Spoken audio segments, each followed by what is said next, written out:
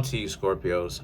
So you have the Eight of Cups, the Hermit, and then you, Scorpios, have the Ten of Pentacles. So the Eight of... Hold on a second. Sorry about that. Eventually I will make my room more soundproof. But the Eight of Cups, the Hermit, and the Ten of Pentacles right here represents you, Scorpios. A lot of you Scorpios actually want to be by yourselves right now. There's a sense of enjoyment, right? Enjoying your own solitude, enjoying your own company, because a lot of people just can't cut it. You know, they're not really willing and willing and able to actually give you Scorpios what it is that you would require to be in a relationship. You know, a lot of you like y'all quality time to yourselves. And this is why it is I'm such an advocate for, if we do live together, then we need to give each other some space, right? But more than likely, we probably shouldn't live together. And even if we do, okay, let's just say we do live together. There really does have to be a serious agreement worked out between the two of us, because you Scorpios, you need your quality time. You need your time, your solitary time, right? To actually be by yourself. And the thing about that is that relationships, they find it's hard for you to actually have that, because work and with your significant other, work and your significant other, a lot of the times, especially today, people don't really have a lot of time who are in relationships to actually spend time being by themselves. And you Scorpios, fortunately, you do. You have a lot of time, as much time as you would need to actually be single, right? And be solitary, to be by yourself, right? You like to be by your lonesome. The Ace of the Ace of Wands and the Four of Cups right here represents how a lot of you also understand that the way that people approach you, Scorpios, is completely incorrect. And what I mean by that is, some of it is fear, right? Some of it is fear, the way that they approach you. Some of it is usury. And Scorpio is not a very good zodiac sign to try that stuff with, right? Because depending on what type of Scorpio you are, you may try to get back at them for that. And,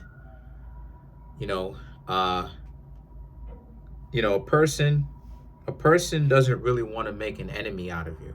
You know what I mean?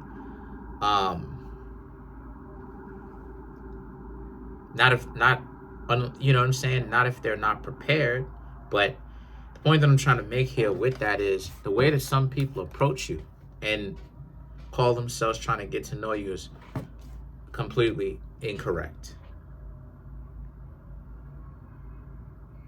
And the Hanged Man, the Fool, and the Three of Cups right here represents how a lot of you very much so are aware of this. And the Hanged Man, the Fool, and the Three of Cups represents how you Scorpios are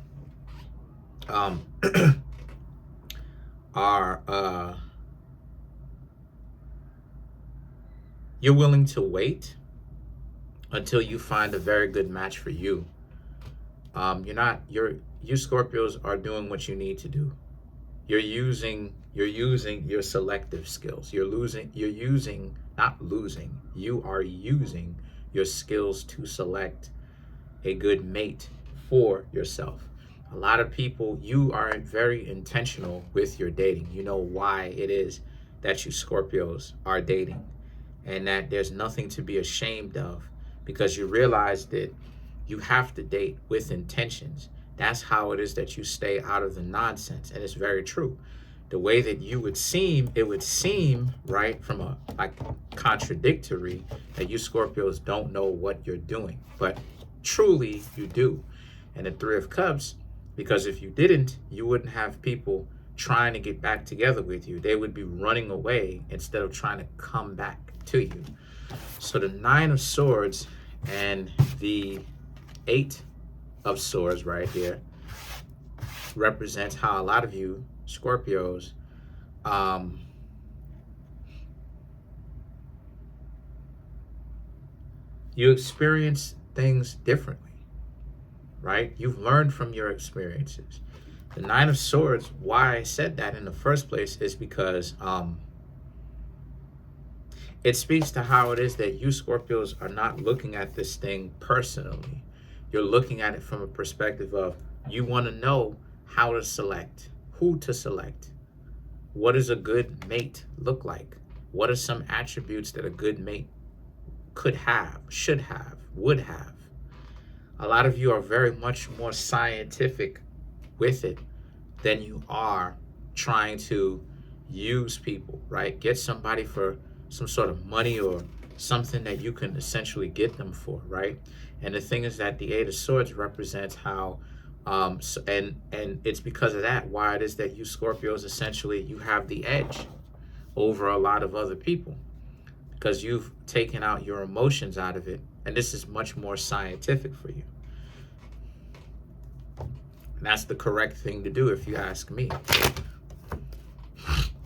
You know, there's some people that I've stopped talking to, right? I'm trying to get to know you. You don't put in any kind of effort for me. Why should I continue to put in effort and I'm the only one doing it? If I'm the only one putting in an effort, it's not going to work. You want to put a tracking device on me, right? Not a physical one, but I mean a spiritual one, where it's like you want to know where it is that I am at all times. My family don't even know everywhere it is that I go at all times. Why? Because that's how it is that I want it to be. Sometimes I don't want to be found. You know what I'm saying? You know, my family members will come back and be like, yo, you're not answering your phone. What's going on with you? And be kind of upset and kind of give me some slack for it, right? Kind of upset at the fact that they would text me or call me and like I wouldn't pick up my phone, and my phone will go straight to voicemail or whatnot, because they think that I'm blowing them off. And that's not what it is. It's just that I don't want to be found sometimes. You know, I like my solitude. And I'm going to have a lot more solitude moving forward, because I plan on just popping up wherever I am from now on. I don't really plan on really seeking too much attention like that, to be honest with you. You know, and living the rest of my life that way. So let's clarify the Eight of Swords. The Emperor, the Empress, the Emperor, the High Priestess, the Queen of Wands, the Ace of Pentacles, and then you have the Five of Cups to clarify the Eight of Swords, right? The Eight of Swords represents grief, because it's you, Scorpio, seeing just how much people are not really ready for love spiritually. They claim that they really want it, but they haven't really healed. They don't know who they are. The Emperor, the High Priestess, and the Queen of Wands represents you, Scorpios, essentially being patient, though, and not really needing to take things so quickly, because you do have the time to relax, observe, sit, chill, utilize your time and your patience well. The Ace of Cups and the Five of Cups represents how, and that's a very wise decision of you, because of the fact that you Scorpios have taken out the personal sensitivity, right? The personal aspect of it, right? It's a lot less emotional for you Scorpios, because now it's more so about picking someone, not for survival. You can love, right? Your emotions are going to be a part of it. It is about love. But for you Scorpios, it's about being a lot more conscious, a lot more aware, right? A lot more truthful to what the situation is right now, or what it could be. It's no more of lying to yourself, because we all do that. I've done that so many times about how attractive a person is.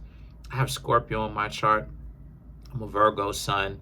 I love looks, right? If someone who I'm into, they fly, they look real good, I like that. You know, I like that. But at the same time, they've been some of the most ugly individuals that I've ever known, right? Spiritually, character-wise. Why? Because they treat people like trash because they because they look good. You know, very frivolous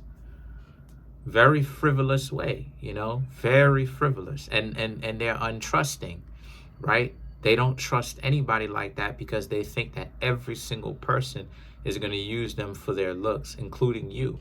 And it's like, but you're actually the one really trying to get, you actually are the one who knows their pain. You're asking them questions to get to know them because yes, they are pretty face, but you can see that they would like somebody, but they're so insecure about if a person is only hanging out with them for their looks that they don't ever actually end up choosing anybody. So, and it's a sad existence to a certain extent, right? But when you take now that you Scorpios have taken the personal aspect out of it, it's like you could really peep game as to not just their looks and the things that they may physically have, but you're starting to understand their mentality, how they think. And that's right up Scorpio's alleyway, because Scorpio loves to examine the way that a person thinks, right? So the thing is that this is right up your alleyway anyway. So the Queen of Wands, the Ace of Pentacles, and the Five of Cups speaks to, so when you Scorpios do decide to say yes or no, you really do understand why. Because we're getting into another element of it too. A lot of people don't really be knowing why it is that they said no.